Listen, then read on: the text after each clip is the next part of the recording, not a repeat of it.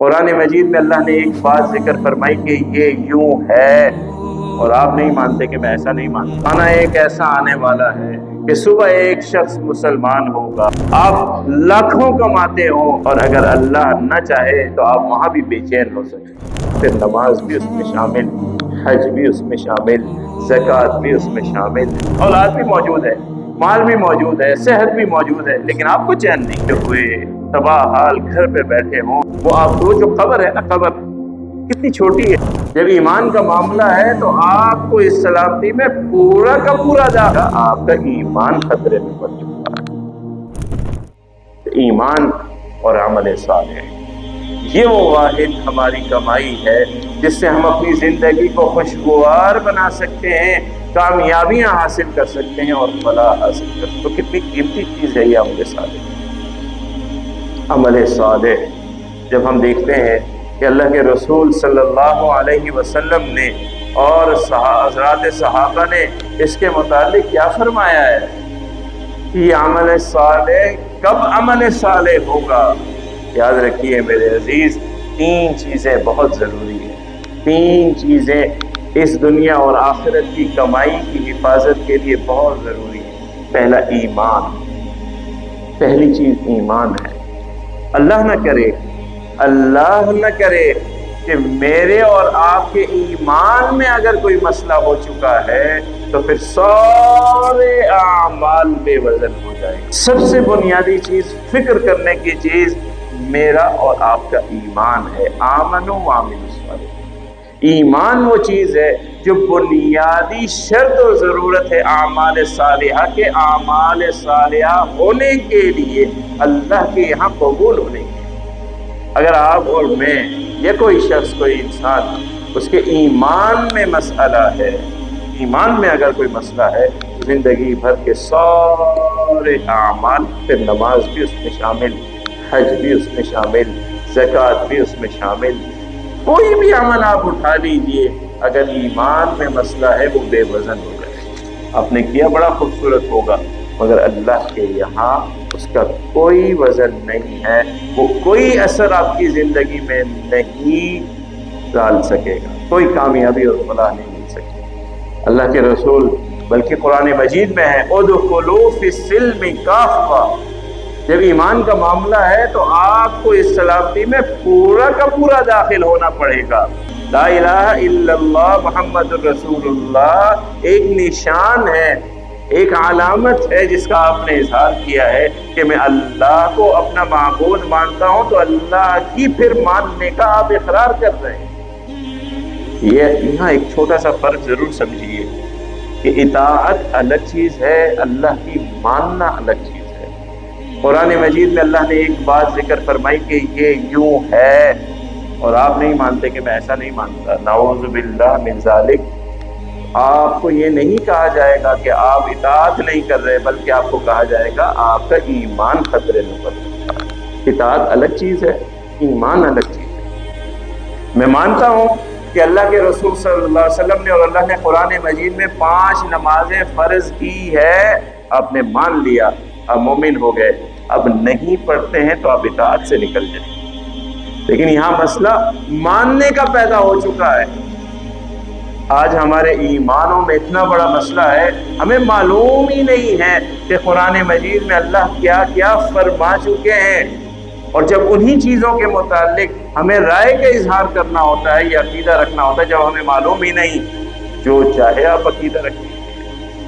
جس چاہے بات کا آپ اظہار کر دیجئے، آپ کو پتہ ہی نہیں کہ آپ ایسی بات کہہ رہے ہیں، آپ ایسا عقیدہ رکھ رہے ہیں جو اللہ کے کہی ہوئی بات کے بالکل برخلاف۔ اللہ کے رسول صلی اللہ علیہ وسلم کی حدیث مبارکہ ہے، زمانہ ایک ایسا آنے والا ہے کہ صبح ایک شخص مسلمان ہوگا، دوپہر کو اس کا ایمان جاتا ہے، دوپہر کو ایک شخص مسلمان ہوگا، رات تک اس کا ایمان چلا جائے گا۔ جب لا علمی سے، اور یاد رکھیے کہ لا علمی بھی ایمان کے معاملے میں گزر نہیں ہے، ساری زندگی گزر گئی، آپ نے پڑھا ہی نہیں، آپ کو پتہ ہی نہیں چلا کہ کن چیزوں پر آپ نے ایمان لانا ہے،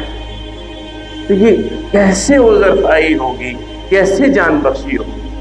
تو ایمان کا عالم تو یہ ہے۔ آج ہمارے معاشرے میں میرے اور آپ کا ایمان کا یہ عالم یہ ہے کہ ہمیں پتہ ہی نہیں کہ کس کس بات پر کیسے ایمان رکھنا ہے تاکہ ہم ایمان والے رہیں۔ جس چیز کے اوپر ہمیں ساری زندگی کے اعمال صالحہ کا دار و مدار ہے۔ دوسری چیز اخلاص ہے کہ اعمال ایمان آپ کے پاس ہیں، مگر عمل کرنے سے پہلے آپ کی نیت خالصتاً اللہ کے لیے ہونی چاہیے، تب آپ کا عمل اللہ کے یہاں قبول ہوگا۔ اور تیسری چیز اس عمل صالحہ کو جو آپ کرنا چاہتے ہیں وہ قرآن اور حدیث کی روشنی میں ہونی چاہیے کہ آپ کامیابی چاہتے ہیں اور کامیابی اللہ کے ہاتھ میں ہے، اللہ نے عطا کرنی ہے، ان اسباب میں کچھ نہیں رکھا، ان اسباب میں کچھ نہیں رکھا۔ آپ لاکھوں کماتے ہو، آپ کے پاس اللہ تعالیٰ کی دی ہوئی ہر چیز موجود ہو، اور اگر اللہ نہ چاہے تو آپ وہاں بھی بے چین ہو سکتے ہیں۔ ان ساری چیزوں کے باوجود بھی آپ ایسے بے چین ہوں گے کہ آپ کا دل کرے گا کہ بس کل کب وہ وقت آئے کہ میری زندگی ختم ہو۔ ساری چیزیں موجود ہیں، آپ کو چین نہیں ہے، اولاد بھی موجود ہے، مال بھی موجود ہے، صحت بھی موجود ہے، لیکن آپ کو چین نہیں۔ اور ایسا بھی ممکن ہے کہ آپ ایک ٹوٹے ہوئے تباہ حال گھر پہ بیٹھے ہوں اور اللہ نے آپ کو دل سے ایسا غنی کیا ہو کہ آپ کے دل میں دنیا جہاں کا ہر سرور اور اطمینان دینے والی ذات تو اللہ ہے۔ کامیابیاں تو اللہ نے دینی، یہ راحتیں تو اللہ نے دینی ہیں۔ وہ آپ کو جو خبر ہے نا، خبر کتنی چھوٹی ہے دیکھنے میں، گڑھا ہے،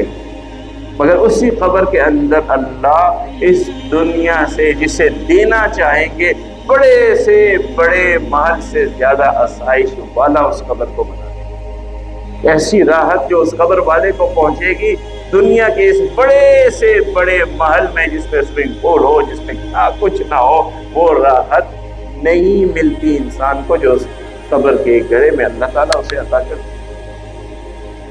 دینا تو اللہ نے۔ جب اللہ نے دینا ہے تو ان اعمال کے بدلے میں دینا ہے جو عمل صالح کہلاتے ہیں، تو وہ عمل صالح تب بنے گا جب اللہ اور اس کے رسول کی تعلیمات کے موافق ہوگا۔ اس میں میری اور آپ کی مرضی نہیں چل سکتی۔ عمل صالح جو اللہ کو پسند ہے وہ ہمیں کرنا ہے،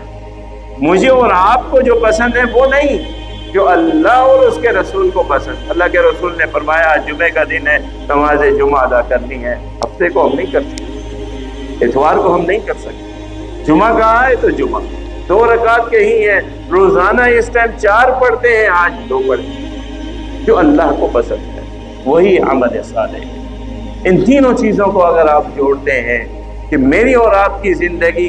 کا دار و مدار، اس کی کامیابی راحت کا اعمال صالحہ میں ہے، اب اعمال صالحہ میں ایمان بھی مل جائے، نیت بھی خالص ہو جائے اور عمل بھی ایسا ہو جائے جو اللہ اور اس کے رسول کا بتلایا ہوا ہے، کہیں ہم چوک نہ جائیں، ان ساری چیزوں کا تعلق آپ کے دینی علم